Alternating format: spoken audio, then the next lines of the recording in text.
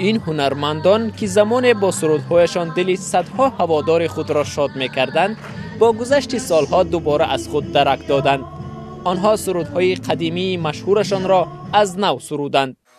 با این دو آلبوم زیبای پرستی و عارفانه ما می‌خواستیم که عنعنه‌های قدیمی خود را معرفی کنیم. سراینده‌های این آلبوم‌ها حالا به یک 39 سال رسیدند، اما ما آنها را دوباره جمع آوردیم تا برای نسل آینده سرود خوانند و جوانان ببینند که در چه زمانه به پایان میرسند و صاحب چه میراثی هستند.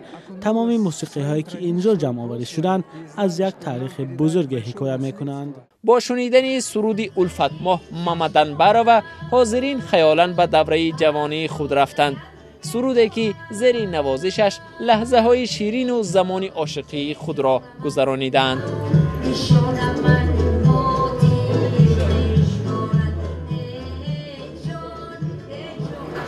گردآوری نمودن ثبت‌های یک گروه هنرمندان حرفه‌ای برای سراینده‌های جوان علل خصوص نسل نورست خیلی مهم است.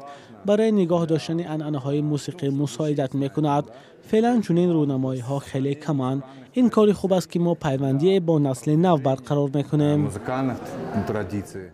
در معرفی این دو آلبوم که بیش از 20 سرود را در بر گرفتند، اهل ضیا چند از هنرمندان و رهبریت وزارت فرهنگ کشور اشتراک کردند.